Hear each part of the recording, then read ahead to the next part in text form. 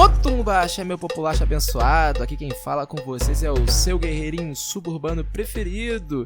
E hoje, depois de algum tempo, estou aqui, enfim, acompanhado da nossa Dora Milaje residente, Stephanie Borges. E aí, Orlando, tudo bem? Melhor agora, minha querida, pois já estava cansado de gravar de forma solitária, sabe? Como é que é aquele ambiente sorumbático, né? Aquele ambiente triste, da solidão, né? Eu só escutava só minha voz aqui gravando. Cara, como que foi sua viagem? eu fui ali em São Paulo falar do feminismo, espalhar a palavra de Audre Lorde e você resolve se afundar no fim do mundo até o talo, né? Pois é, né, cara? Pois é. Eu não posso ficar sem supervisão de um adulto, sabe? Eu vou fazer um elogio público à sua pessoa, porque você conseguiu um áudio de Ailton Krenak pra esses episódios. Eu achei muito chique. E eu achei muito fino. E ele mandou mensagem elogiando, né? Ele curtiu o episódio. Assim, não que as outras participações não tenham sido, né? Eu tive um certo momento, assim, de dor no meu coração. Do tipo, cara, eu fico sem gravar e ele prepara isso tudo na minha ausência. Olha que absurdo. Mas eu vou perdoar você porque eu sou uma mulher de bom coração. Por falar disso, de ter bom coração, eu acho que a gente tem que sanar uma dúvida dos nossos ouvintes. Que algumas pessoas já vieram me perguntar isso, né? Então vamos acabar com a agonia das pessoas e responder, enfim, o que significa Motumbaxé e o que significa Dora Milaje. Você quer começar ou eu começo? Começa aí, vai. Cara, pra quem não sabe, Motumbaxé é uma dessas saudações de alguns candomblés. Então, por exemplo, quando você diz pra pessoa Motumbá, a pessoa responde Motumbaxé, que é basicamente, assim, que o axé caia sobre você. Você tá, enfim, é um pedido de bênção. É isso. Então, quando eu começo o episódio, sintam-se abençoados. Tá vendo? Esse podcast é tão sensacional que a gente já começa espalhando bênçãos para os nossos ouvintes. E, enfim, para quem não sabe quem são as Dora Milaje, vocês já devem ter visto, né? São as guerreiras de Wakanda, né? São o exército que protege o reino de Wakanda, que são inspiradas nas Amazonas do Daomé, que atualmente é onde fica o Benin. Era um povo lá que tinha um grupo de mulheres guerreiras que eram as guarda-costas do rei. E essas figuras, as Amazonas de Daomé, que inspiraram as guerreiras de Wakanda. Acho que agora desfizemos o mistério, Orlando. Pois é, e essa figura dessas guerreiras eu acho sensacional, até porque ela quebra aquela imagem clássica, né, de que só existem guerreiros homens. Quando você vai olhar para outras populações humanas, né, tipo, você vai ver guerreiros e guerreiras assim, distribuídos de forma quase igualitária. Por exemplo, aqui nas Américas, você tem relatos de guerreiras tupinambás, assim, que faziam frente aos grandes guerreiros. E aí que tu vê como é que funciona, né? Na literatura acabaram sendo imortalizados os guerreiros, né? Tipo, Cunhambebe, essas coisas. Agora, tipo, sobre as guerreiras, você vai ter que ir lá olhar melhor, sabe, na literatura, porque acaba tendo esse processo de apagamento, porque afinal são homens escrevendo naquela época. Era isso que eu ia falar. O problema é que provavelmente essa era uma época em que só os homens estavam contando as histórias, né? Eu acho muito bom, na verdade, é que o Pantera Negra me proporcionou uma coisa maravilhosa, que são mulheres negras lutando de vestido de festa. Assim, que é uma coisa sensacional, assim, eu acho maravilhoso. Enfim, fiquei muito realizada. Que é a Okoye, né? Fiquei muito realizada com aquele momento. Danai Gurira e Lupita Nyong'o, tipo, no melhor estilo Bond Girl lutando dentro de um cassino. Muita felicidade. A Okoye reclamando da peruca. Cara, aquela cena faz uma ironia, né? Porque a peruca dela, cara, é muito bom. É muito maravilhoso. Céu, cara. É muito maravilhoso. Mas enfim, Orlando, vamos voltar aqui, porque hoje nós estamos aqui pra quê? Pra falar de coisas leves, como escravidão infantil, colonialismo turístico e sobre o moralismo que nos assola. Cara, o seu otimismo sempre me anima, Orlando. Assim, sinceramente, eu fico pensando assim, gente, esse homem ele precisa de muita ajuda. Pô, mas eu acabei de gravar um episódio duplo sobre o fim do mundo. Aqui qualquer coisa. Qualquer coisa tá leve depois disso, né? Pois é, mas antes, recadinhos da paróquia.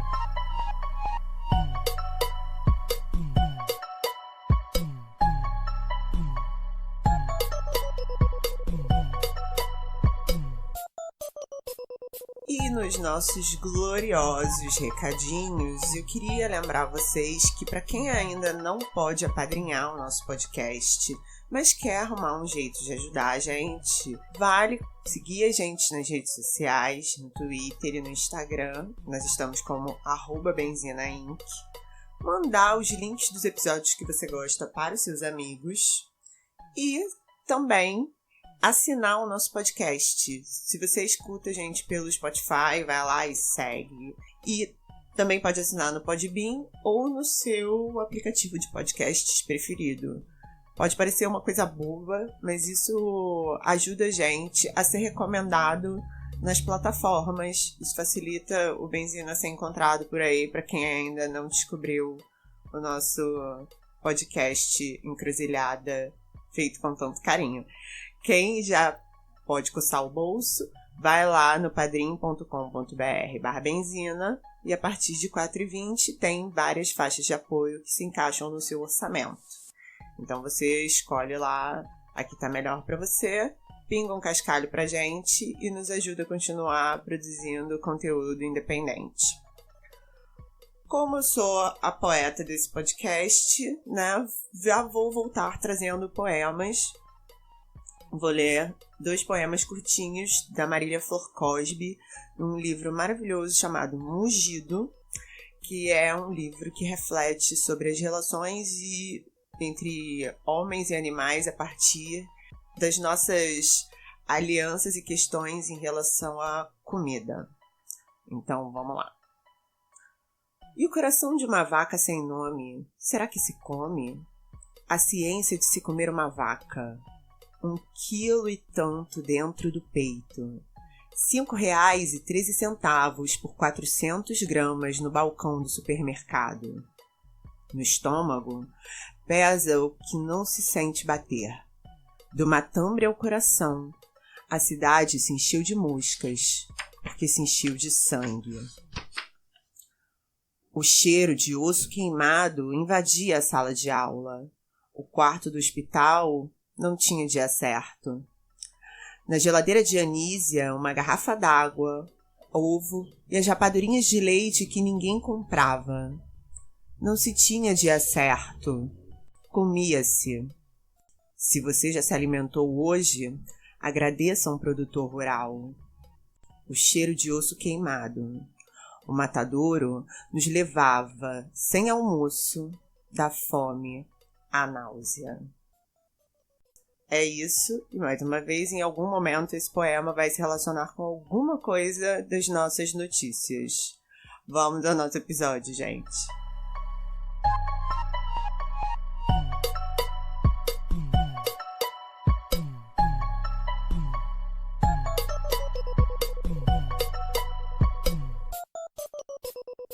Então, Orlando, nós vamos começar aqui o nosso momento de destrinchar o contemporâneo com uma notícia que você se prepara, porque, assim, eu já vou botar a barrinha da fúria lá em cima, hein?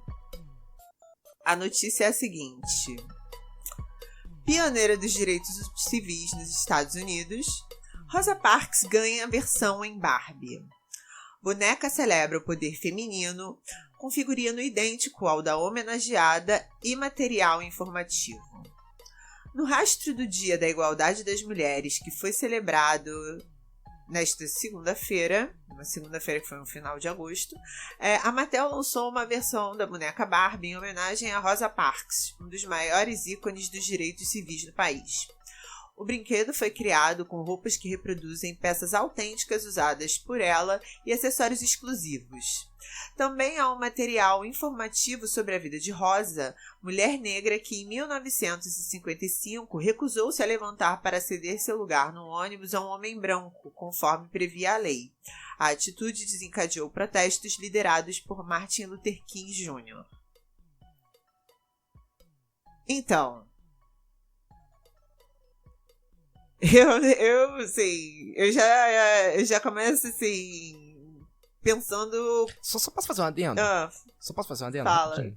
Essa boneca custa R$349. Só fazer um adendo. Vai lá, continue.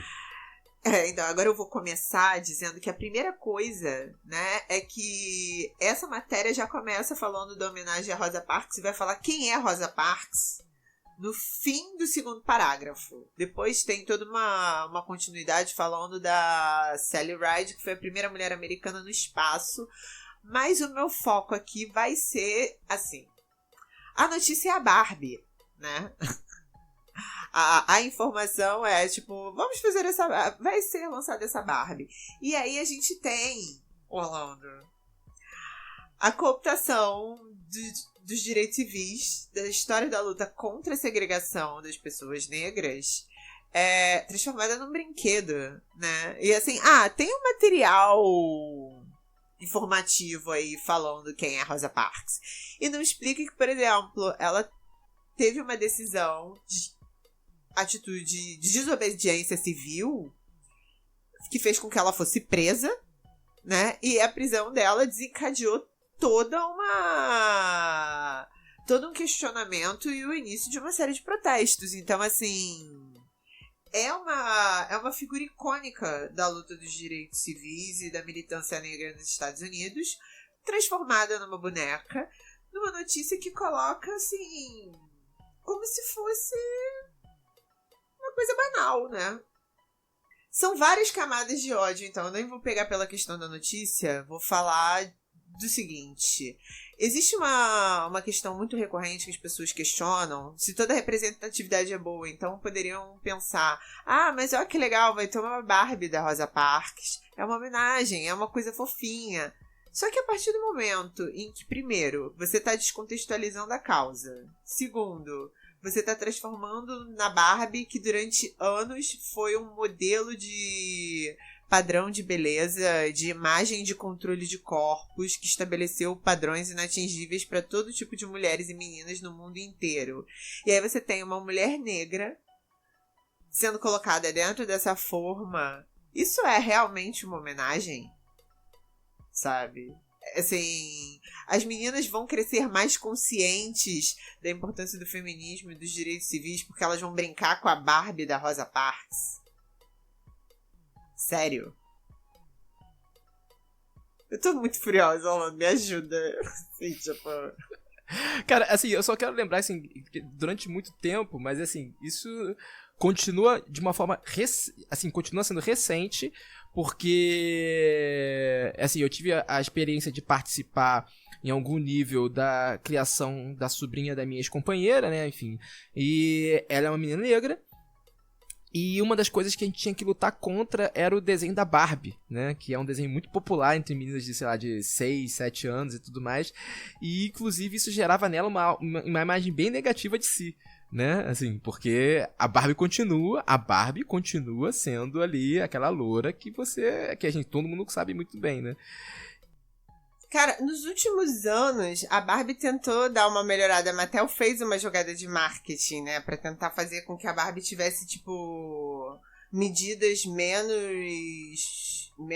estranhas e um pouco mais realistas. Fizeram amiguinhas, né? Morenas e negras e mais baixas. Cara, mas ainda assim é um padrão irreal. Mas fora que, assim, não só a boneca, né? Mas, assim, aquilo que a boneca traz consigo, porque, por exemplo, no desenho... O desenho é uma ode ao consumo, né? Assim, a Barbie é extremamente consumista, as amigas dela são extremamente consumistas, e é aquele American Way of Life no seu nível mais predatório. Não, assim, eu fico muito furiosa com essa questão de transformar alguma coisa em... você transformar a história de alguém e o que ela representa em algo que pode ser consumível, sabe? Existe toda uma questão de valores, existe um gesto de coragem da Rosa Parks, que, assim, ele não vai ser honrado comprando uma boneca com a cara dela, sabe? E, assim, as pessoas às vezes acham que é legal, que é bacana, que a gente aqui tá sendo chato, porque a gente até é, mas... Cara, é um esvaziamento da luta de alguém e do que ela representava, sabe? Foi uma mulher extremamente corajosa que peitou um homem branco durante a segregação dentro de um ônibus, sabe? Que viveu consequências disso, sabe? E aí, de repente, isso ganha um ar fofinho do tipo... Essa boneca de R$300? Esse é o ponto, né? Esse é o ponto, né? Assim, o valor dela, já, inclusive o valor dela, onde... Imagina isso aqui no Brasil, né? Onde, por exemplo, o IDH da população negra é comparável ao do Congo, sabe? Se você separa o IDH da população negra com a população branca, você vai ter o IDH da população branca é semelhante ao dos países europeus de alto padrão de consumo, e o IDH da população negra é semelhante ao do Congo, se você faz esse recorde racial. Agora, tu imagina aqui no Brasil quem é que vai consumir esse boneco, né? Mas assim... Tem um ponto que eu acho que é interessante, tem uma música do Benegão que ele fala uma coisa que é... Deixa sossegado, pois a liberdade hoje se parece com um cigarro ou com o carro mais potente do mercado. Me desculpe, mas as bolas foram trocadas bem na sua frente e você nem se tocou, pagou, comprou, levou a si mesmo seu atual presente. Felicidade completa como uma boca sem dente, tão libertário quanto uma bola de ferro concorrente, algemada seus pés. Sabe, tipo, eu acho que esse tipo de estratégia do capitalismo, né, que é muito típica, por exemplo, você pega o que eles fizeram com o movimento punk, né? Eles pegaram toda aquela revolta e transformaram num produto de consumo, num slogan pro jovem, e depois virou, sei lá, pra vender cigarro, né? Assim, começaram a vender cigarro com isso. E quando a gente fala da cooptação do feminismo pelo capitalismo, às vezes as pessoas acham, tipo, isso é exagero, não é assim, enfim... Mas esse é um exemplo clássico, porque essa série de Barbies que homenageiam mulheres célebres coloca, por exemplo, a Frida Kahlo, que era comunista. Né? Nem só falar da questão assim de que a Frida nunca foi um padrão de beleza, muito pelo contrário, entendeu? Mas que era uma mulher que reafirmava a importância da autoimagem por uma série de questões artísticas, né? Ela não pintava autorretratos por uma questão de narcisismo, mas era porque era o que ela conseguia pintar muitas vezes a cama, né? Era colocar um espelho e se autorretratar.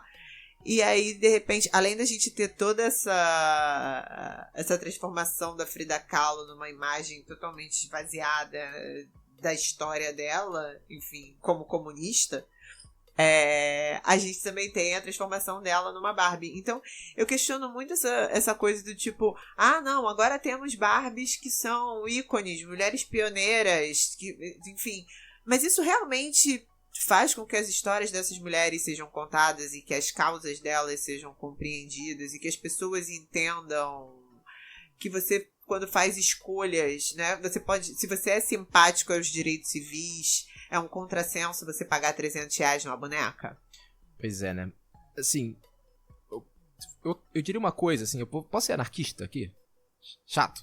Você é todos dois sempre. Manda ver, vai. Cara, assim, porque uma das questões pra mim, o que é a potência da minoria, né? É justamente essa capacidade que ela tem de refundar o mundo, né? De refundar a nossa sociedade. Sabe, os indígenas, os negros, as mulheres, enfim, tudo aquilo que escapa, né, do centro de poder, ele tem uma potência de refundar, né? E aí, assim, se você aquela coisa que a gente para pra pensar assim, cara, a gente tá falando de um sistema, o capitalismo, por exemplo, né, que foi criado, fundado e mantido pela exploração dos negros, pela exploração dos indígenas, pela exploração das mulheres. Tipo, a existência dele está condicionado à exploração dessas figuras. Aí agora ele chega e fala assim, não, agora algumas figuras, porque não são todas, porque esse é um ponto importante, a gente vai representar aqui, sabe, pra gente parecer um pouco menos agressivo, saca? Essa lógica da inclusão, ela traz consigo, ela é de uma larga escala, o que ela faz é mascarar toda uma outra lógica da exclusão, né? Porque aí tem um ponto que é fundamental, porque esse tipo de consumo, ele é um consumo muito centrado num tipo de padrão de vida, né? Assim, porque, por exemplo, vamos pensar na pegada ecológica dessas bonecas, né? O que está sendo destruído para que essas bonecas sejam feitas? Outra coisa importante, essas bonecas deveriam vir com um aviso na embalagem, feito por crianças para crianças. Porque, assim, a Mattel, a empresa que faz essas bonecas, ela é processada na China, olha só, por trabalho infantil e trabalho escravo. Era pra ser processado na China, assim, porque o negócio é muito feio, né? Assim, tem aquele Chinese Watch Work, uma coisa assim que denuncia, você vai procurar na internet, você vai achar um monte de denúncias contra a Mattel, a Hasbro, que denuncia as condições de trabalho, enfim.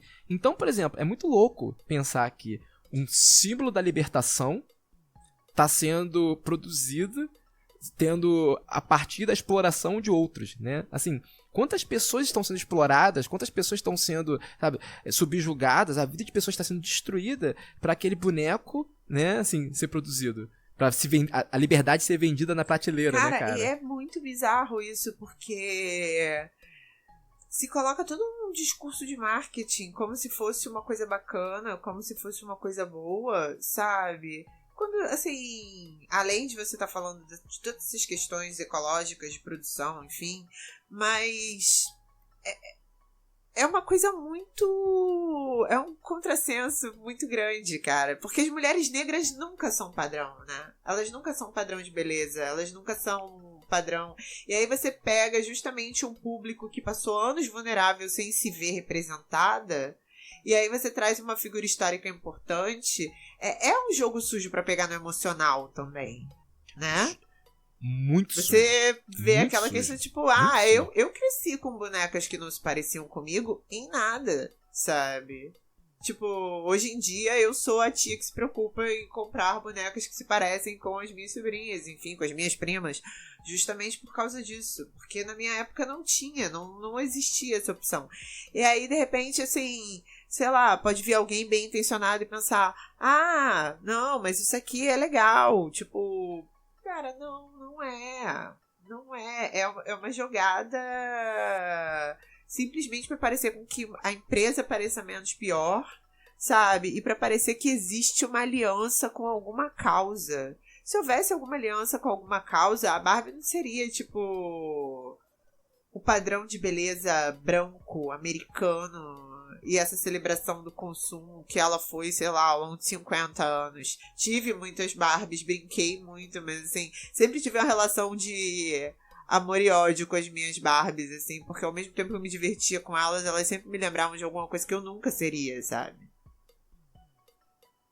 Cara, assim, eu tenho pra mim que muito desses processos, desse capitalismo inclusivo, né, que tá se criando, né, esse capitalismo 2.0, que ao mesmo tempo, né, eu não acho, por exemplo, que é coincidência que hoje em dia se fala de capitalismo, desenvolvimento sustentável, né, ao mesmo tempo de um lado você tem um desenvolvimento sustentável, como se o capitalismo pudesse conviver com a natureza, do outro lado você tem esse capitalismo inclusivo, né, de que é como se o capitalismo pudesse conviver com as minorias. São dois oxímoros, né? Porque o capitalismo ele é fundamentado em duas coisas: no consumo do mundo, no consumo do planeta, né? E no consumo do trabalho das minorias.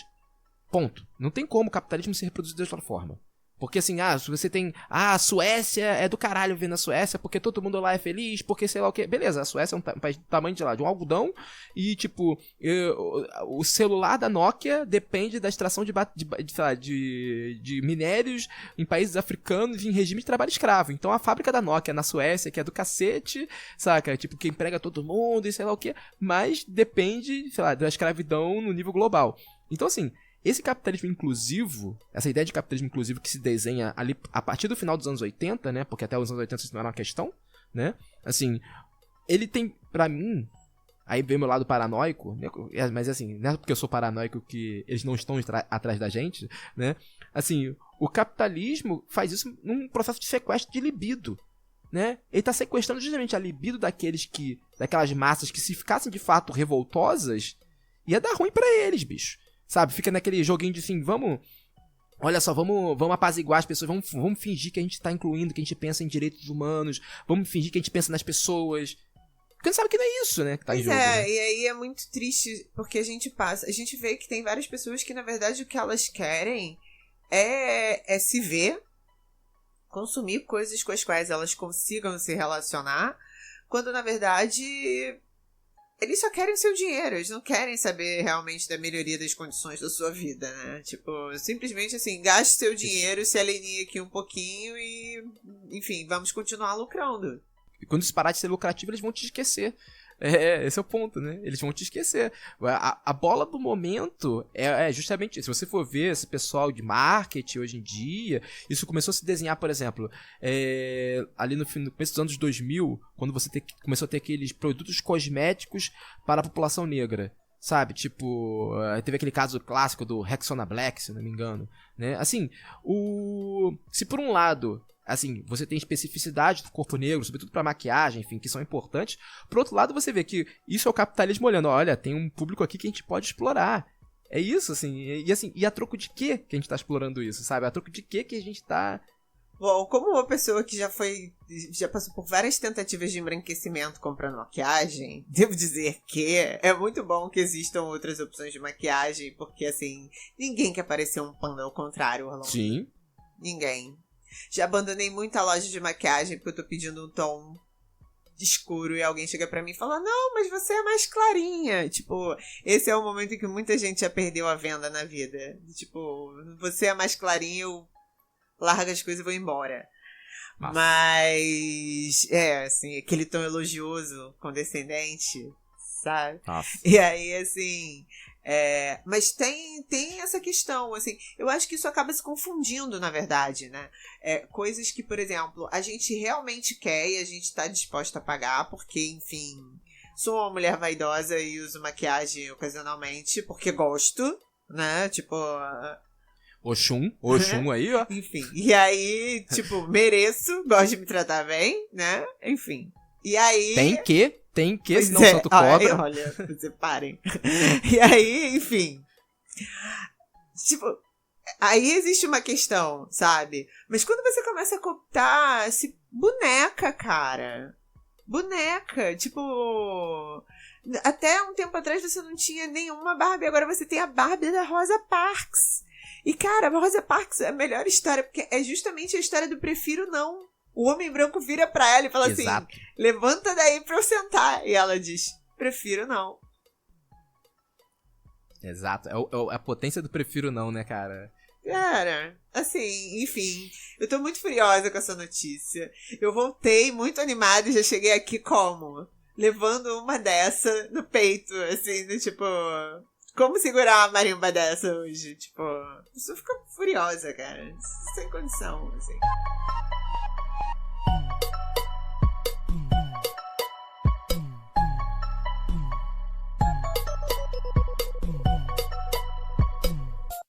Então, minha Dora Milaje residente, vamos para a segunda notícia, porque agora é o meu momento pistola, né? Turista causa polêmica ao morder mão de vendedor para libertar galinhas. Acredito que os nossos ouvintes tenham visto esse vídeo que viralizou nas redes sociais, né? Eu odeio falar redes sociais porque parece que eu sou jornalista do Globo, né? Assim... Você pode falar o nome do Twitter aqui, por favor. Twitter, Facebook, essas coisas, né? E aqui eu tô lendo o texto que saiu no O Povo Online. Uma turista britânica na cidade de Tanger, no Marrocos, causou polêmica no país e nas redes sociais ao ser filmada discutindo com um vendedor local de galinhas. Ela mordeu a mão do homem para tentar libertar as aves. Cara, assim, primeira coisa que eu quero só falar, assim, antes de continuar, é assim, eu odeio, toda vez que alguém fala polêmico, pra mim já é sinal, acende uma luz amarela aqui, né? Porque assim, polêmico é se Beatles é melhor que Rolling Stones. Isso aqui não é polêmico, bicho. No vídeo não causou polêmica. Saca? Então, assim, o que aconteceu eu foi acho outra que coisa. isso é uma coisa que a gente precisa conversar aqui nesse podcast, porque realmente a palavra polêmica, e principalmente isso, causou polêmica, essa construção, né? Isso virou, assim, uma porteira na qual passa todo tipo de coisa, né? Todo tipo de racismo, homofobia, mentira, tudo isso causou polêmica. O Bolsonaro foi vendido como polêmico. Pois é. Bolsonaro foi controlado mediaticamente, assim, tornado palatável quando ele foi vendido como polêmico. Bolsonaro causa polêmica quando cita Ustra no voto contra Dilma. Pois é, tipo, a expressão seria fez apologia à tortura, né? Enfim. Sim, isso tá se banalizando de uma maneira cada vez pior, né? Enfim. Mas uma outra coisa que eu queria dizer antes de você começar a sua pistolagem No jornalismo a gente fala, às vezes, da definição de notícia, né? O fato comum, geralmente, é o cão morde o homem. Então, quando o homem morde o cão, vira notícia. Temos um caso aqui que virou notícia, já tipo, turista enlouquecida morde o vendedor. Então, como você deve estar com saudade do meu francês, eu vou dizer pra você que isso aqui é um fait divers purinho, Orlando. Cara, é pura definição, né, cara? Assim, eu vou ler uns trechos aqui da notícia, tá assim: a mulher não identificada grita com as pessoas e chega a chamá-los de analfabetos. Você é tão sem educação, você não pode ler, pode? Você não pode ler, você é tão grosso, seu idiota. E a mulher fica xingando os caras. Pra quem no vídeo é isso, é uma mulher branca, ela fica com... Engraçado que a gente que é do Rio de Janeiro, a gente vê isso durante o ano inteiro andando aqui pela cidade, sobretudo, é aquele típico, a turista alaranjada pelo sol, né, assim, aquela pessoa que nunca tomou um sol na vida, toma, fica alaranjado, e tá usando aquele vestido, assim, leve e tal, é aquele típico, você olha na rua e fala assim, cara, aqui é um turista, e as pessoas não sabem, né, porque que essas pessoas são assaltadas, né, assim, então tu consegue ver um turista a 30 km de distância, assim, mas enfim, não estamos aqui defendendo assalto de turistas, não estamos, assim, o ponto é, e aí tem um momento em que ela se joga em cima, né, dos caixotes dos vendedores, gritando e tenta morder os vendedores. Tem tanta coisa errada aí. Assim, a primeira delas é, assim, a gente nada contra os ingleses, né? Porém, inglês sendo inglês, né? Assim, tem uma tradição, né? De ingleses fazendo isso ao longo do mundo na história, né? Assim, o Império Britânico... Você tá falando de colonizar ou de perder a elegância? As duas coisas, né? São duas coisas bem típicas inglesas.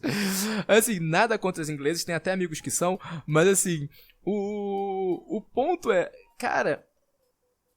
Assim, primeiro que essa ideia, né? Assim... O que diabos essa mulher está pensando quando ela se acha no direito de ir num país estrangeiro? E aqui eu não tô evocando a ideia de soberania, assim, eu não sou o Bolsonaro, não. Eu tô falando da ideia de respeito. Você está na casa dos outros, né? Quando você vai na casa dos outros, você se comporta, sabe? Tipo assim, por mais que você esteja ali, assim, você é uma visita naquele lugar. O que essa mulher acha que ela tem... Qual o direito que ela tem? Um direito universal, né? Porque, assim, o britânico, ele é universal, né? O inglês branco é universal, né? E o direito de chegar num lugar desses e atacar as pessoas dessa forma. E aí, não é sintomático que o ataque dela vai justamente evocando... O primeiro ataque dela é justamente evocando essa ausência de ensino formal, né? Você não sabe ler, você não sabe... Enfim, inclusive aqui só um adendo... Essa ideia pode parecer bobeira, mas não, né? Essa ideia dos britânicos sempre evocarem uma educação superior é típico, é tão típico, que quando você vai ler o Tarzan, na versão original do Tarzan, o Tarzan aprende a ler pura e simplesmente por ser inglês. Né? Ele vai mexer lá nos restos do avião lá da família dele, e ele pega os cadernos, os livros, e começa a ler, e porque ele é um inglês, e obviamente ser letrado... Né, na imaginação, né, na cosmologia britânica, nas cosmologias euro-americanas, mas isso talvez é um traço mais forte dos britânicos nesse sentido, é quase que uma coisa, é um talento natural, né, assim, é que nem aprender a andar, coisa assim do tipo, é uma coisa, tá no sangue inglês. E aí é uma ferramenta de distinção, né? Exato, mas é isso, eles se imaginam os inventores da civilização, né? O Império Britânico se imaginava como inventor da civilização, né? O fardo deles era esse, né? Tipo, eu fiz aspas aqui com o dedo porque vocês não viram. Mas o ponto é, eles se imaginam no direito de ir na casa dos outros, evocam isso, falam assim, eu sou superior a você porque eu sei ler, e aí a partir dali ela vai e agride essas pessoas que estavam ali apenas trabalhando, né? Vendedores populares, assim, estavam ali trabalhando, vendendo galinhas, e evocando que aquilo era uma crueldade contra os animais e morde esses sujeitos. Esse tipo de agência colonizadora, né, que essa mulher está praticando, né, é típico, né, desse pensamento desse sujeito que se imagina como um sujeito universal capaz de julgar todos os outros. Esse tipo de ato é o colonialismo na sua essência. Isso foi o que foi feito ao longo da história. Assim, na verdade, esse é o princípio que funda a modernidade, né?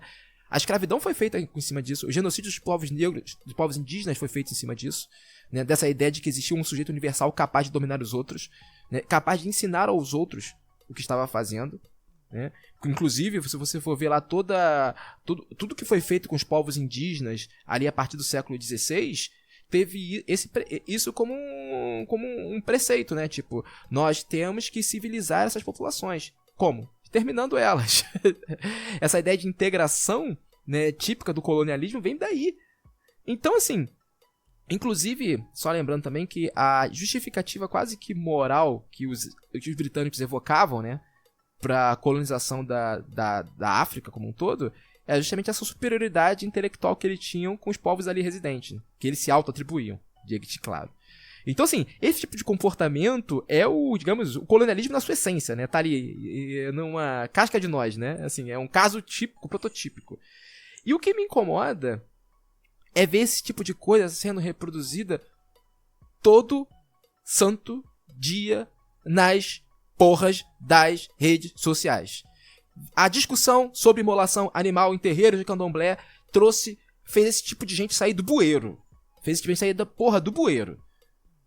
Porque os argumentos eram justamente esses. Essas pessoas traziam consigo todo um universal.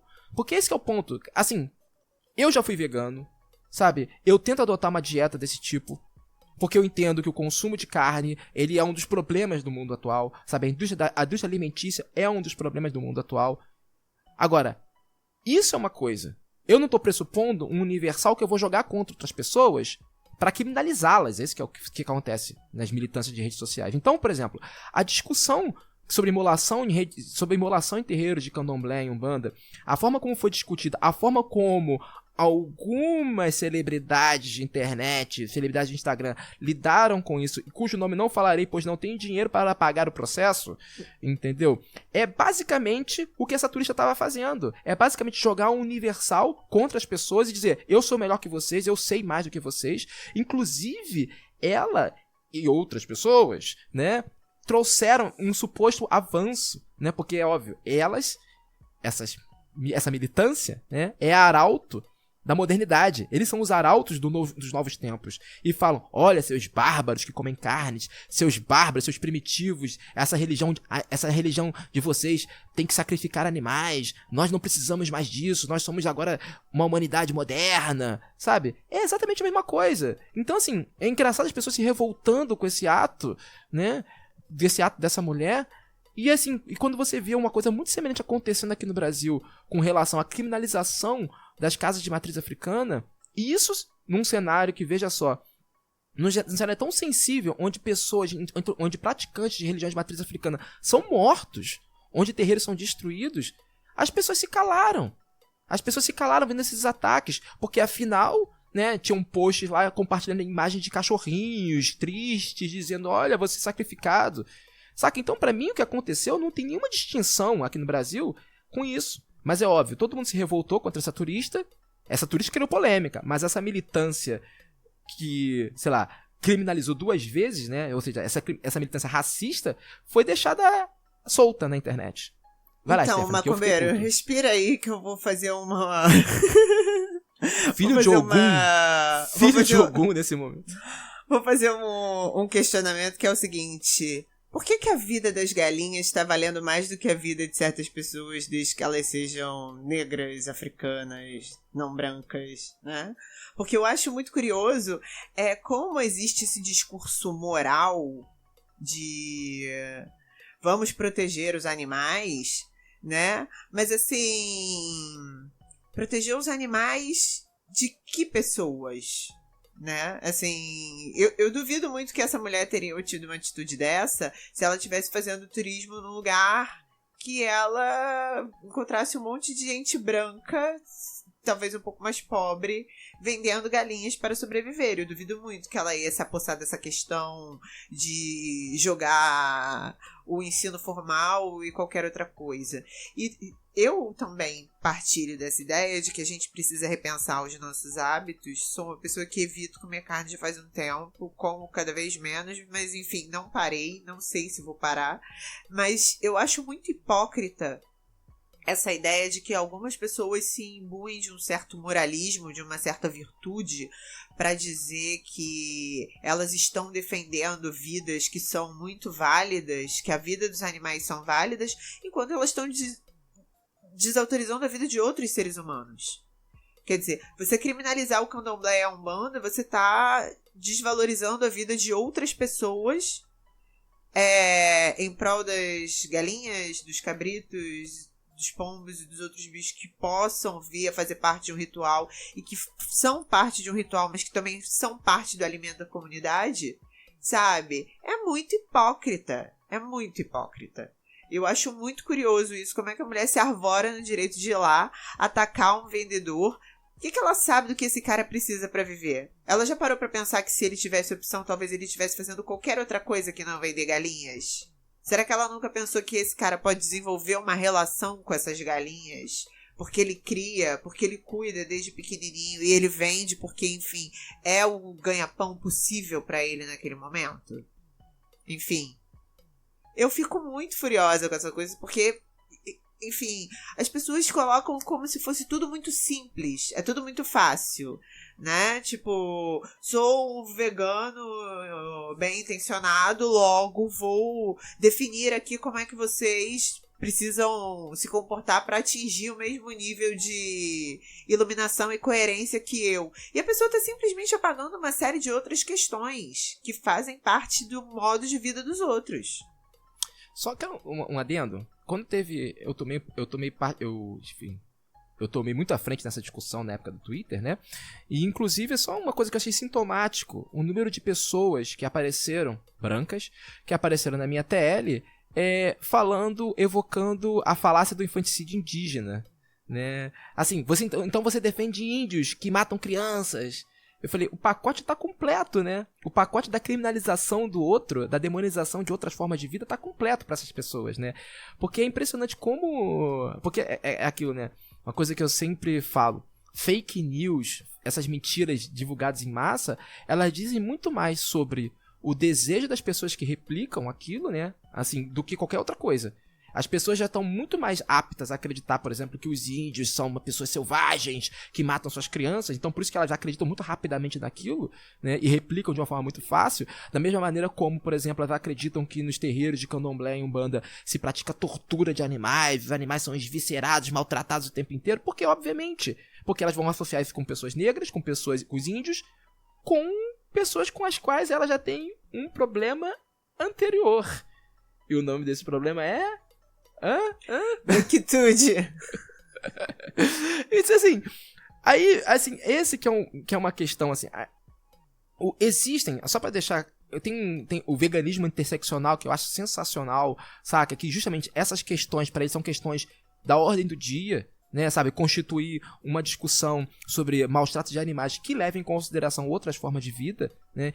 Existem possibilidades de você falar sobre a sua militância, de você defender uma causa como o veganismo, que eu defendo, sabe? Que não se coloca como um trator que vai passar por cima da vida, da forma de vida de outras pessoas. Existe forma de, justamente, inclusive, de você constituir aliança com essas outras pessoas. E constituir aliança com as outras pessoas é não se colocar no papel de... Sabe, tal como um jesuíta no século XVI que aporta no Brasil e vai construir mini campos de concentração para trazer para os índios a boa nova do catolicismo, né? Porque de boas intenções a gente sabe o que aconteceu com a história, né? Os mini campos de concentrações que eram as reduções, né? As missões jesuítas eram isso. Sabe, eu tô ali para trazer a boa nova, né? A missão cristã, a palavra cristã para essas populações. Ou seja, vou proibir eles de falar a língua deles, vou proibir eles de viver como eles sempre viveram e vou destruir eles enquanto um povo. Sabe? Então, você pode não se comportar dessa maneira, você pode não se comportar como juiz, você pode se comportar como uma pessoa que vai produzir aliança com os outros povos. E como se produz aliança? Ouvindo essas outras pessoas, ouvindo e entendendo o que se passa ali, sabe? E não demonizando automaticamente, como, assim, é muito fácil, porque é isso. As pessoas estão sempre procurando soluções fáceis para os problemas. Sabe? Se fosse fácil, se chamava miojo essa porra. Mas o mundo é complexo, né? Cara, o mundo é complexo. Se fosse fácil, era miojo. Sabe? Não era luta política. E luta política pressupõe que você vai ter que lutar e lidar com as contradições do mundo, lidar com pessoas diferentes, lidar com a diferença.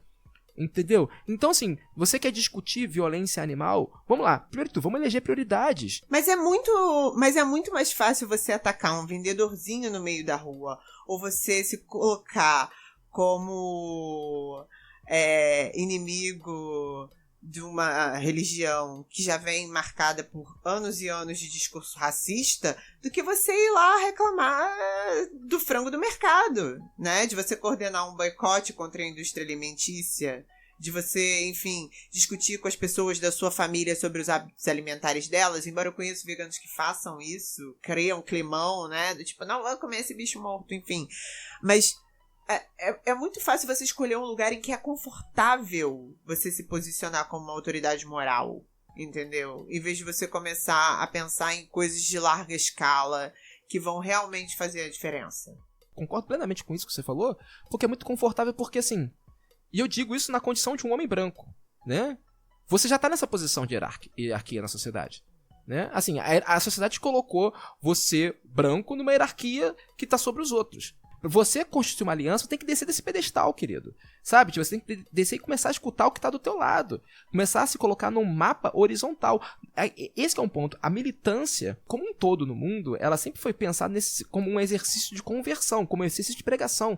Né? Um exercício hierárquico, onde tem um sujeito que é o portador da verdade, um sujeito iluminista, né? Que ele é o portador da verdade, que ele vai jogar sobre os outros. Não é assim que funciona. Lutar contra a branquitude, né? A supremacia branca. Ou o pensamento régio é justamente acabar com essa possibilidade, com esse lugar que está sobre o outro. Né? Muito pelo contrário, eu chego para essas pessoas e tenho que falar assim, e aí, o que vocês têm que falar para mim? O que tem vocês falar sobre o estilo de vida de vocês? Talvez vocês não sejam meu inimigo, talvez meu inimigo seja lá o frigorífico, sabe? Uma dessas casas de, sei lá, de venda de empada consome muito mais galinha num dia do que um terreiro de candomblé vai consumir num ano. E teu inimigo é o terreiro de candomblé? Nossa, agora, depois dessa, eu tô achando que vai ter gente atacando a casa de empada. Fiquei com medo.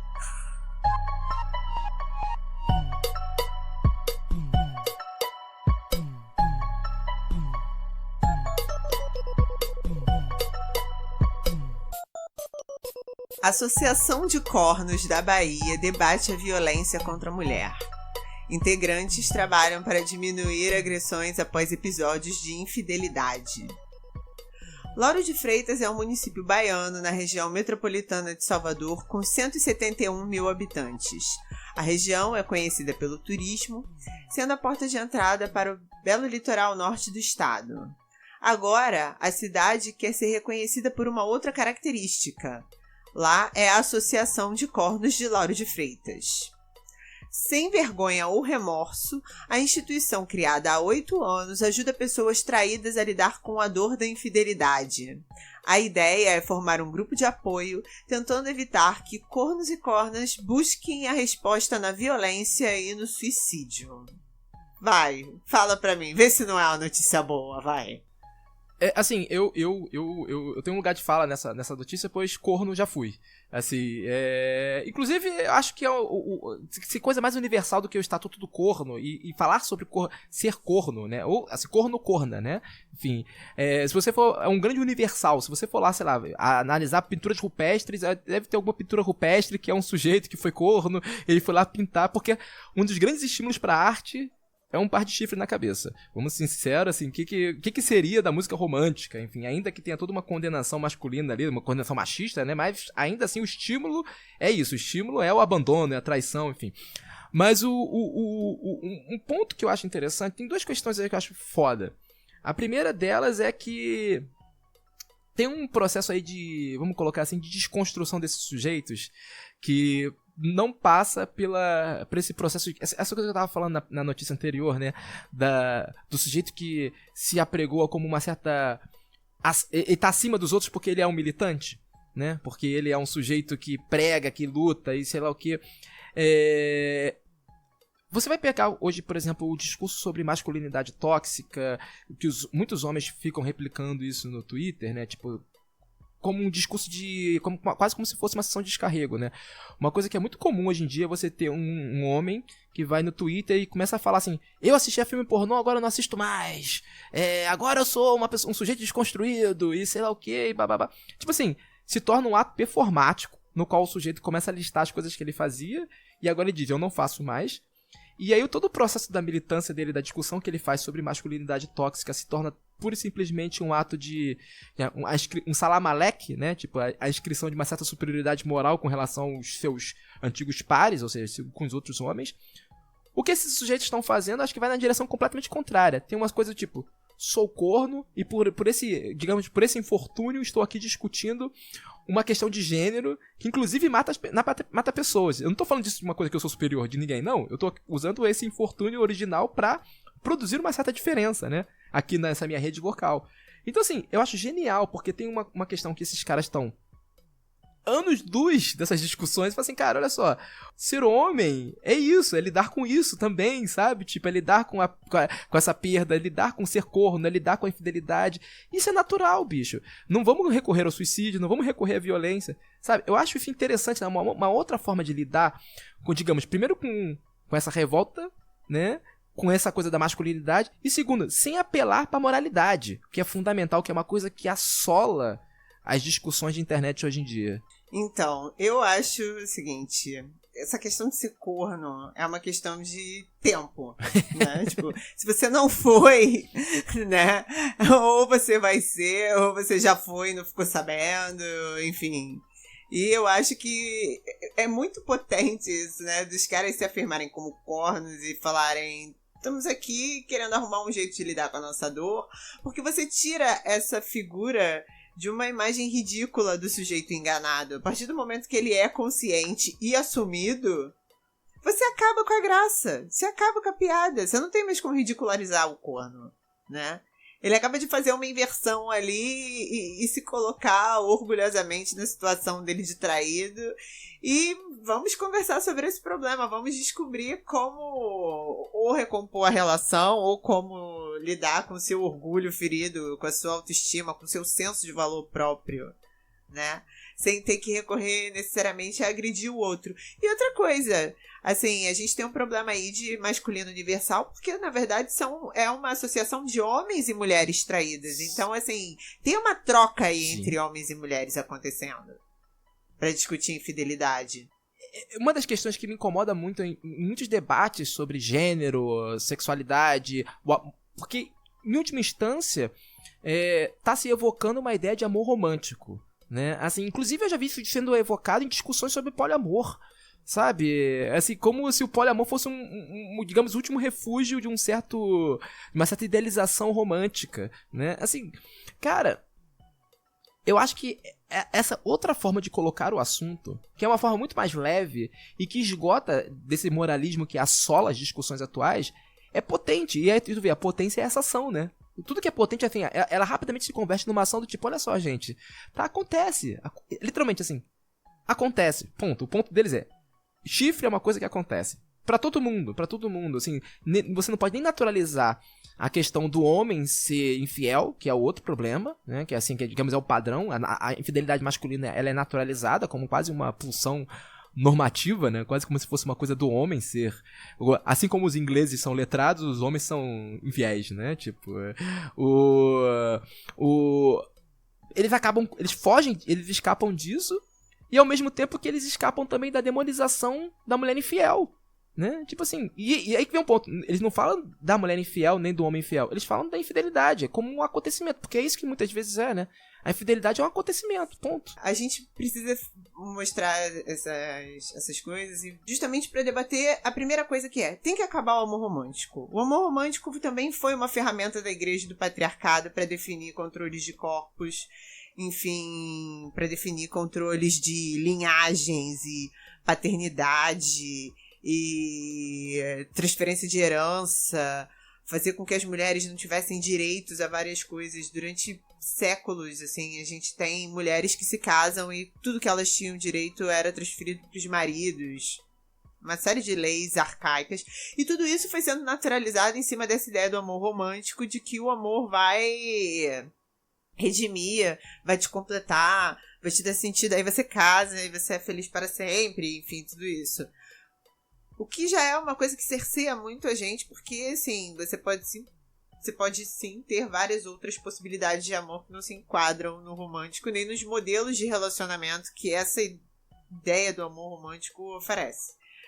Mas é aquilo, pra chegar lá, tem que brigar com o amor romântico antes. Não dá pra galera chegar, não, vamos praticar o poliamor, tipo, achando assim, vou achar 2 amores na minha vida. Não, eu acho que é nem só isso, porque assim, já vi muita discussão com o poliamor, como se ela fosse basicamente assim, que a sensação de, digamos, de fidelidade, monogamia, ela vai impedir o verdadeiro amor de acontecer, né? Porque quando você fica muito preso em questões de propriedade, você não deixa o amor florescer. Também não é por aí, né, bicho? Cara, eu sou da filosofia que não tem receita. As pessoas vão se juntando e vão tentando. E vão descobrindo como é que funciona pra elas. Mas, assim, eu acho que a gente ainda vê muita gente sofrendo por causa dessas questões de infidelidade. A infidelidade ainda tem um peso cultural que é uma coisa muito terrível. E, às vezes, eu acho que... Enfim, em tempos de aplicativos e, enfim, às vezes tem coisas que magoam muito mais do que a traição em si, do tipo, ir lá e ficar com alguém, ir lá e enfim, transar com outra pessoa fora da relação, porque existem pessoas que, sei lá, tipo, estão dentro do relacionamento de um jeito totalmente mecânico, envolvidas emocionalmente em outra coisa, ou caçando no Tinder enquanto algo não acontece. E esse é o tipo de quebra de contrato que as pessoas, às vezes, tipo, nem se atentam, que magoa muito mais do que você realmente ser traído. Às vezes acontece uma infidelidade, a pessoa vai lá, faz, né, tipo, e fala, não, fiz, mas, enfim, eu gosto do que eu tenho aqui, tipo, fui levado, tive um momento. E isso não necessariamente invalida o relacionamento. E no caso das mulheres, às vezes, isso é muito complicado, porque dá essa margem pra violência, né? Dá essa margem pro sujeito se descontrolar, querer se vingar. A gente volta e meia vê notícias de caras que desfiguram a cara da mulher com ácido, sabe? Fora essas histórias de feminicídio. E isso aí, cara, é muito extremo. E suicídio, né? E suicídio. É porque é uma coisa que é bizarro, assim, porque o número de homens que se suicidam é muito maior do que o número de mulheres, né? E muitos desses suicídios estão relacionados a desilusões amorosas. Porque a gente não é ensinado a lidar com o fim de um relacionamento, né? A gente não é ensinado porque, assim, vamos ser sinceros, o modelo de relacionamento do homem na sociedade que a gente vive é a mãe. Né? E a mãe nunca vai abandonar ele, né? Assim, em tese, né? Tipo, E aí, tanto que você tem várias figuras que, inclusive, uma das notícias que eu quase joguei pra gente discutir aqui foi aquela do sujeito que casou com uma mulher e a mãe do cara estava usando um vestido de noiva também. Cara, essa notícia ia ser demais. Você ia ter que puxar toda a minha fúria da psicanálise. Eu achei melhor essa notícia dos cornos, porque aí a gente tem um momento aqui para falar de amor, entendeu? Dar uma aliviada. Porque essa da mãe que aparece com um vestido igual a da noiva foi muito terrível. Mas o ponto, só pra terminar essa história, é assim, porque nós homens nós não somos ensinados a lidar com o fim de uma relação. Isso é um ponto. A gente nunca... A gente tem toda uma... Assim, tem toda uma socialização masculina que é a socialização pela posse, né? Então, quando você se vê despossuído, né, da sua companheira, seja por conta de uma traição, seja por conta do fim do término de uma relação, você não tem dispositivos emocionais para lidar com aquilo. Você vai codificar aquilo sob forma de violência, sob a forma autodestrutiva. Quantos caras, depois que são abandonados pela mulher ou são traídos, os caras entram num comportamento completamente autodestrutivo, com álcool e aquelas coisas. Quanto? Cara, existe... Se você for pegar, por exemplo, toda uma literatura, quando eu digo musical, assim, quantas músicas, sabe, falam sobre isso? Do sujeito que vai encher a cara, tudo... Assim, tomar um porre é um direito fundamental. Mas, assim, o problema é quando isso começa a ser repetido como um comportamento padrão, né? Pra lidar justamente com uma perda. Então, assim, esse regime, ele também é sintomático. Ele é sintomático da forma como os homens são preparados emocionalmente pra lidar com o mundo, né? Pra lidar com o seu diferente. E, obviamente, a gente tá falando aqui de um padrão heteronormativo de relação, né? Assim, a questão é, enfim, porque é o que está em jogo aqui. Mas ainda que isso talvez se aplique, assim, em relações homoafetivas também. Mas o ponto é, assim, como é que funciona, por exemplo, aquilo que eu falei no começo do episódio, assim, O que nos permite refundar? Qual é a potência das minorias? Permitir refundar a sociedade, né? Então, assim, qual é a potência que você tem, por exemplo, em outras formas de relação? Por exemplo, uma relação homoafetiva, né? Por que o Foucault, por exemplo, vai procurar lá na Grécia Antiga a relação do amigo, né? Para fugir, para escapar do complexo sexual amoroso da modernidade? Porque o amigo grego, né, que era uma figura... que era justamente uma relação homossexual na sua essência, né? Ele pressupõe um outro modelo de relação que não é essa relação edipiana. Muito pelo contrário, era um modelo de, assim, de convívio e aprendizado mútuo, né? Nesse modelo da posse, o outro é meu. Não, muito pelo contrário, o amigo é aquele que me arrasta com ele, né? É aquele que me transforma. Ele não é uma posse minha. Então, como é que a gente pode refundar, por exemplo, nossas relações? Eu digo isso como um homem. Como é que a gente pode refundar nossas relações tendo a amizade como a base e não mais esse amor de propriedade? Não essa noção liberal, não essa metafísica liberal da propriedade. Sabe? Qual é a potência desse tipo de coisa? Esse que é um ponto fundamental. E eu acho que esses sujeitos, em alguma instância, eles estão produzindo algo assim, quando eles naturalizam. Eles naturalizam, né? Cara, eu acho que sim, porque, assim... A partir do momento que você tira o peso, né? A partir do momento em que você deixa de ser definido pela sua dor, né?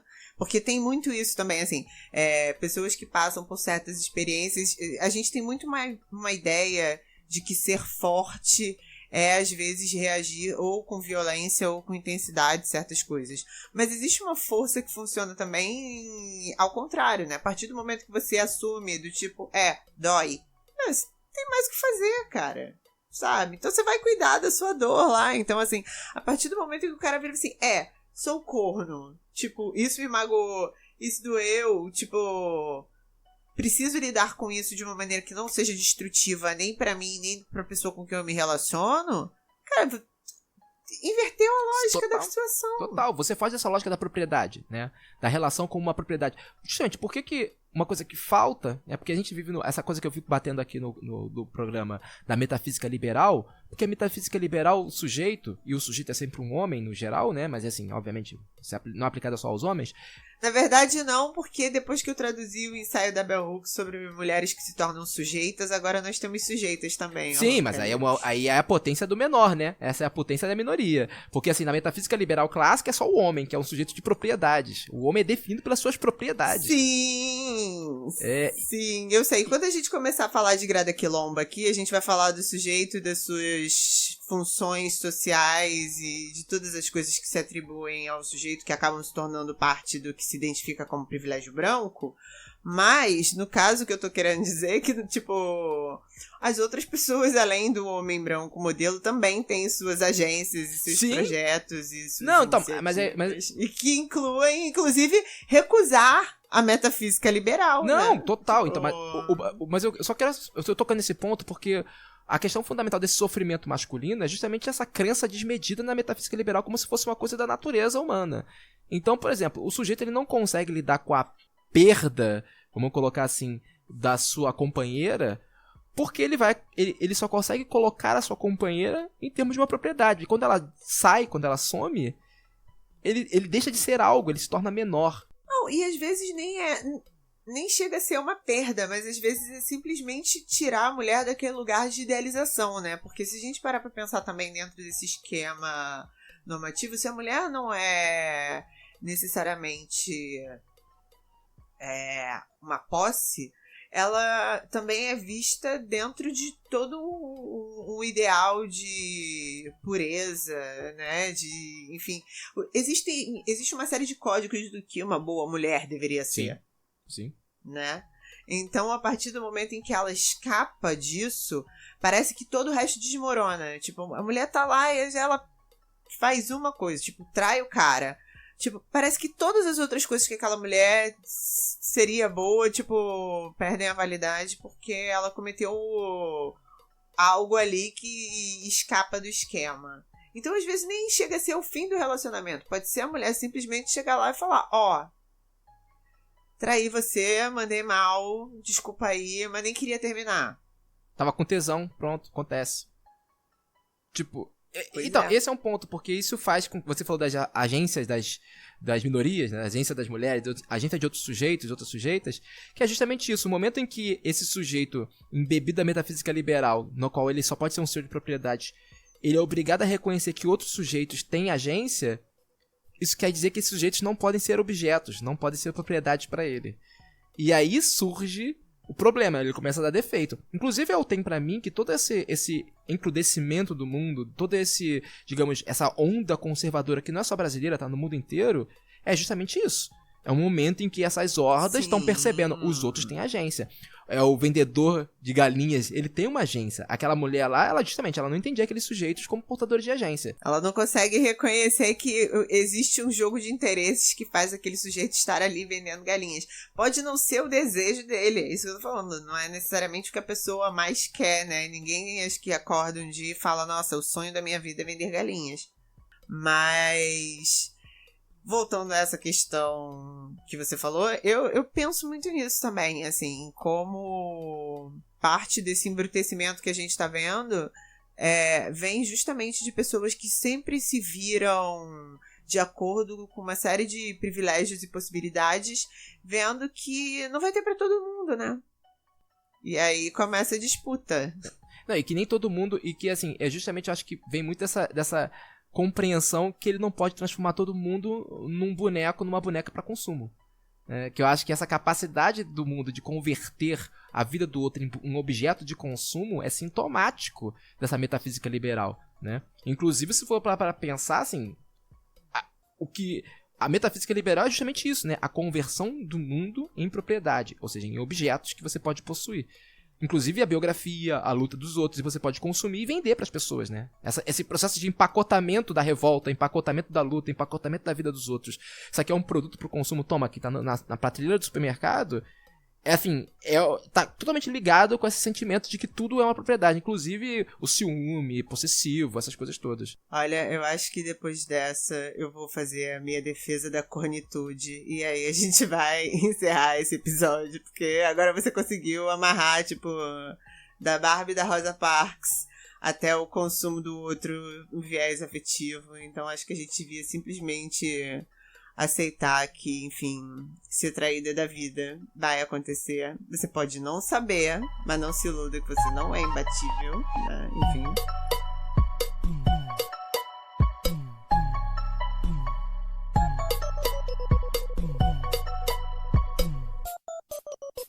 Então, minha querida Stephanie, encerramos a nossa pistolagem em alto estilo, né? Vamos agora para a nossa tradição de recomendações finais. Fê, quer começar ou eu começo? Começa aí. Então, essa semana tivemos uma polêmica na internet, porque a internet vive de polêmicas, redes sociais, a rede mundial de computadores vive de polêmicas, né? Uma delas foi justamente a volta do grande debate moralista chato sobre Capitu traiu Bentinho, sabe? Toda essa... Olha só, eu só queria fazer uma seguinte provocação, que é a seguinte: além do Bentinho ter merecido ser corno, eu acho que as pessoas falam muito pouco do tesão que ele tinha no Escobar. Eu acho que isso é uma ótima chave de entendimento, hein? Eu também acho que existe uma grande possibilidade de um arrependimento por homenagem perdido. Cara, sabe o que seria legal? Tem o Carmelo Bene, que é aquele autor que faz aquelas peças no qual, por exemplo, o Deleuze adorava ele, que na primeira cena ele faz uma encenação de Romeu e Julieta, no qual ele mata Romeu, sabe? Na primeira cena. Então ele vai desenvolver toda a história só com a Julieta, então ele vê... Aí a história se desdobra de outras formas, né? Seria interessante criar uma versão na qual, rapidamente, a Capitu sai da história. Saca? Tipo... Assim, ela chega e fala, foda-se... Tá muito vacilão, hein, Bentinho? Valeu aí. Curte teu baile na moral. E a gente vai observar toda uma fábula homoafetiva do Bentinho com o Escobar. Seria interessante fazer esse fanfic, hein? O que tu acha? Eu acho que é uma fanfic que eu leria. Eu ia curtir. Mas é uma coisa que eu peguei lá, inclusive eu entrei nessa treta de uma forma muito lateral, porque pra mim esse romance é um romance sobre, na verdade ele diz muito sobre a nossa obsessão pela verdade, né, assim, a leitura, eu acho que tem um exercício quase psicanalítico que esse romance propicia, que é justamente você lê-lo sem se importar com a verdade, né? Que é uma coisa muito difícil para as pessoas. Você falou muito bem que a coisa as pessoas confiam muito nos narradores, né? Tem um monte de livro que as pessoas leem errado porque as pessoas confiam nos narradores, saca? E eu acho que, assim, esse livro é muito sobre isso, né, cara? Porque o narrador não confiável, né? Assim, que a questão você não sabe se você tá falando a verdade ou não, ponto. E fica em suspenso. E uma outra coisa que eu acho que as pessoas esquecem, e depois eu retomei essa conversa lá no Twitter, é que narrar é um exercício de poder. Se você tá contando uma história, é porque você tem poder pra fazer isso, né? Então, assim, no momento em que você tem lá o Bentinho repassando a vida dele, com minúcia de detalhes e claramente tentando se justificar e angariar a sua simpatia como leitor, eu acho que às vezes cabe você se perguntar por que esse narrador tá contando essa história desse jeito? Né? Porque ele claramente era um sujeito ali, tipo, arrependido do que ele fez. Ele ficou sozinho e ele se afastou das pessoas que ele amava. E ele tá ali tentando produzir um sentido pra uma coisa que, assim, o cara vacilou, mandou mal. Não, e tem uma coisa interessante, uma coisa que lembraram muito bem, é de que na época a crítica literária embarcou muito na onda dele, né? Durante muito tempo, Capitu traiu ele. E inclusive é interessante porque fala um pouco das notícias que a gente falou, né? Tipo, a ideia dessa metafísica liberal que nos assola, que obviamente, né? Enfim, as pessoas não conseguiram pensar em outras possibilidades de leitura até muito pouco tempo. Mas eu queria trazer uma coisa que eu acho interessante, porque uma das questões interessantes desse livro é que justamente a narrativa é corrompida justamente por causa da doença do Bentinho. Você falou muito bem. Se Bentinho, se ele não foi corno, ele deveria ter sido. Mereceu. Porque ele tava doente pelo ciúme, né? E isso corrompe a fidedignidade do seu próprio relato, né? Uma coisa que é interessante desse tipo de coisa pra mim, eu acho que tem um... Fala, que você tá querendo falar, vai lá. A certeza do chifre ia libertar o Bentinho. Nossa, claro! outra fanfic possível, né? Outra fanfic possível, que Capitu chega na primeira cena. Bentinho, curte baile na moral aí, tô de boa contigo, ô Bentinho, rolou. E aí, qual foi? São duas possibilidades. O filho não é seu, eu vou embora com o Escobar. E ele precisa viver, sabe? Tipo, o que ele vai fazer sem essa mulher, sabe? Bentinho na praia, saca? Bentinho, sabe? Uma coisa, Bentinho no bar. É uma coisa do tipo. Tentando juntar os cacos do seu coração partido, partir pra outras aventuras, conhecer outras mulheres, virar padre, sei lá, tipo... Enfim. Cara, a gente teria que fazer as aventuras de Bentinho, hein? Seria legal fazer isso aí. Mas enfim, eu acho que tem um romance que eu acho que é... Um romance não, é um conto, né? Meu Tio Aureté, que é um romance, um conto do Guimarães Rosa, que tá naquele Estas Histórias. Inclusive, toda essa volta pra recomendar esse livro, Estas Histórias, porque este conto eu acho que ele leva esse tipo de narrativa não confiável ao limite. Né? Porque o Guimarães Rosa, ele produz pra quem não sabe essa história, ela é um sujeito narrando, né? Ele tá conversando com uma pessoa, né? O leitor, no qual ele vai descrevendo a sua vida, e o leitor começa a desconfiar que esse sujeito talvez seja uma onça, né? E ele, conforme ele vai falando, ele vai meio que se virando uma onça. E aí o que o Guimarães Rosa produz é um bloco de indiscernibilidade. Você não sabe se o sujeito é uma onça, se ele é um humano, se ele é um louco, se aquilo de fato aconteceu. Na verdade, esse não é o problema. Guimarães Rosa, ele alcança ali um efeito que é muito típico das narrativas ameríndias, dos mitos, onde os sujeitos são homens, onças ao mesmo tempo, homens e animais ao mesmo tempo, sabe? Onde você decidir se ele é um humano ou se ele é um animal, propriamente não é o problema, né? A questão é outra. Inclusive, o Guimarães Rosa, ele começa a complicar a sua leitura quando ele subverte a própria fala do sujeito, vai colocando palavras em tupi-guarani ali, e neologismos e expressões como e tentando imitar o rosnado de uma onça, né? Tipo, ao ponto de que a leitura vai se tornando impossível, ou seja, vai se tornando impossível para o leitor dar sentido, não só à forma, mas também ao relato. Eu acho que ele é um exercício radical desse tipo de experiência na qual você tem que ler, né, tentando fugir da produção de sentido, que é um vício, o vício do juízo, né? Aquela coisa, tem que julgar o tempo inteiro, né? E a ideia de que você tem que interpretar e entender tudo, né? Enfim, eu acho muito engraçado que as pessoas não consigam lidar com a ambiguidade do Dom Casmurro, do tipo, elas precisam de uma coisa do tipo, traiu ou não traiu, quando existem outras possibilidades que se desdobram, enfim, independente dela ter traído ou não, a história que ela construiu com esse cara. Enfim, tipo, o quanto ele podia estar louco de ciúme.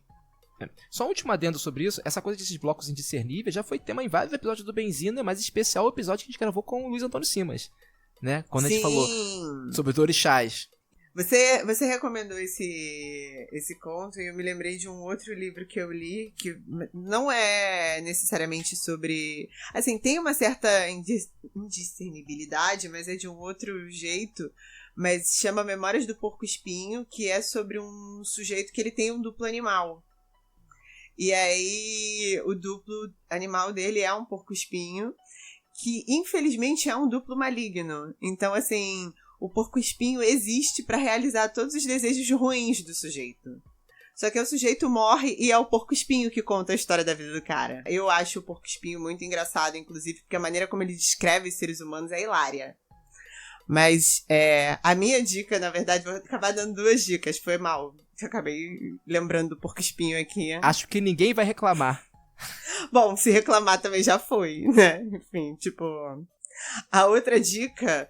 Para quem ficou também pensando aí sobre a nossa pistolagem sobre feminismo e feminismo liberal e cooptação das causas e das pautas pelo capitalismo, vou recomendar um livro fininho da Boitempo, que é o Feminismo para os 99%, um manifesto, que tem 3 autoras, que é a Sinja Rusa, a Titi Bhattacharya e a Nancy Fraser, e é um livro bem curtinho explicando basicamente por que a gente tem que pensar no feminismo associado à luta anti-LGBT, à luta anticapitalista e a questão ecológica, que são coisas que estão sempre surgindo aqui no Benzina. Então, pra quem fica assim, Stephanie, você vive reclamando do feminismo liberal, não sei o que, qual é o problema? Tipo, vão lá descobrir como é que parte do capitalismo tenta cooptar a causa das mulheres e vamos pensar que tipo de feminismo a gente quer fazer e pra quem.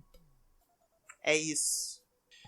Então, minha querida Stephanie, encerramos por aqui com aquela mensagem já clássica. Nunca foi sorte, sempre foi Exu.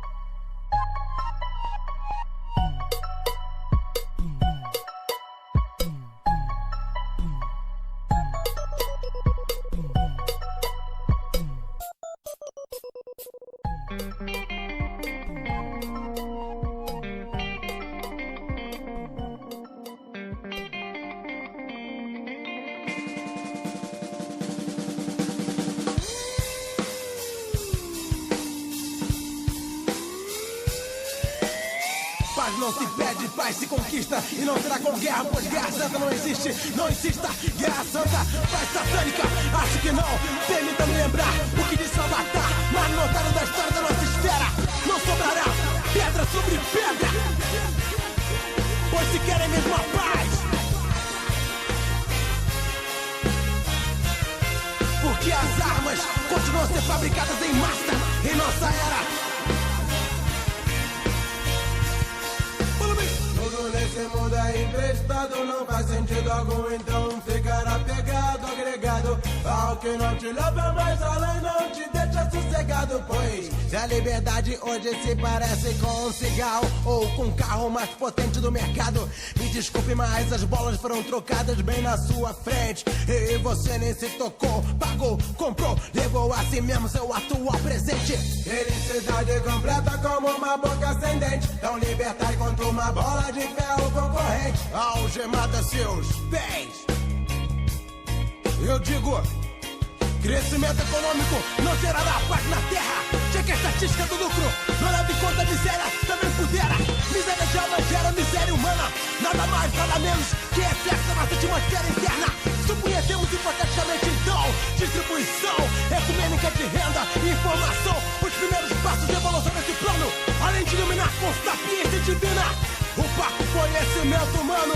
Foi nossa época de carro na frente dos bois, sob a flor na frente, necessidade depois. Nossa capacidade de chegar à realidade vale mais do que a riqueza de mil cidades. Então, priorize as prioridades, amizade, priorize as prioridades.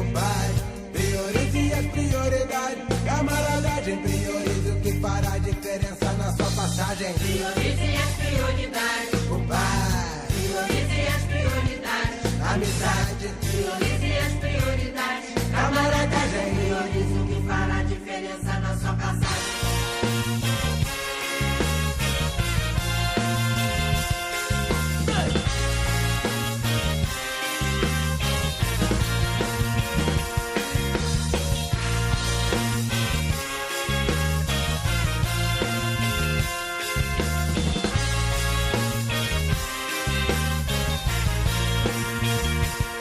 Somos atores que vestiram a carapuça e se confundiram com seus personagens. Autossabotagem. Esmagamos a nós mesmos com nossa autoimagem. A tal da egoesclerose, como diria o professor Hermógenes. Mas veja bem, não tô aqui numa de inquisidor, pois como se diz, hoje pavão,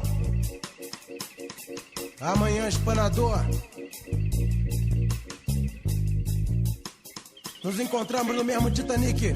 Até o último minuto você me pede que fique. Eu digo que fico, porém me confundir com fanático religioso é o mesmo que confundir remédio pra micose com pó de mico. Osmose é como classifico, quase que de vez em sempre, o comportamento humano. O que quase todos fazem é o certo. O resto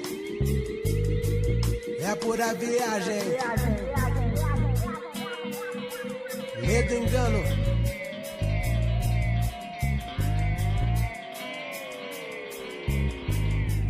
Então é isso. Livre na vida tosca, no acordo, o chifrudo entra com a pemba, o mundo inteiro entra com a rosca. Verdadeiro fugitive das moscas, mas não pense em mano de limpar realmente a sua casa. Preconceito atitude, eu passo como Tim Maia, o mestre fazia quando queria passar o lima no seu show na gringa. Acende a lima, acende a lima. Foi nessa época de Gaúna, na frente dos bois, o que é necessário não pode ser deixado pra depois. Nossa capacidade de chegar à realidade será nosso passaporte de liberdade of the Babylon. Priorize as prioridades, amizade, priorize as prioridades, compadre. Priorize as prioridades, camaradagem, priorize o que fará diferença na sua passagem. Priorize as prioridades. Compadre. Priorize as prioridades. Amizade, Priorize as prioridades. Camaradagem, priorize o que fará diferença na sua passagem.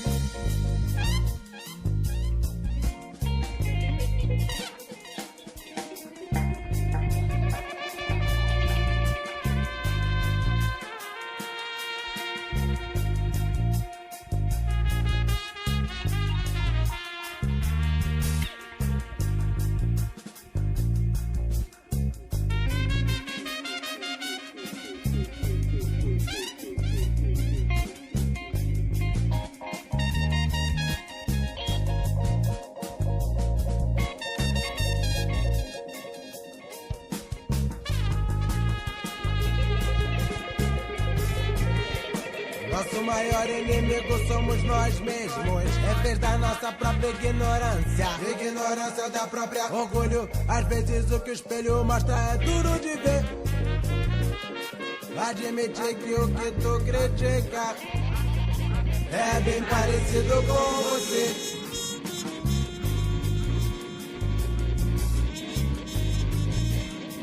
Realidade que choca. Mudança de comportamento tão lenta quanto uma tartaruga judoca. Corpo sem alma é como um vinil que não toca. Na real, a gente é como o sol.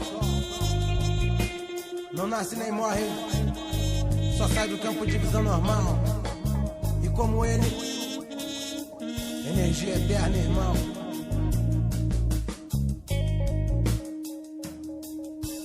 Transição de milênio, reta final 100%.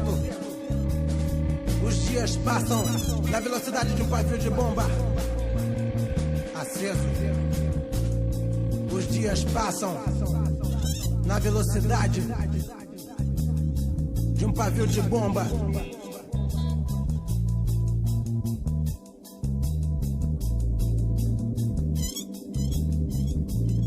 Aceso! Bem!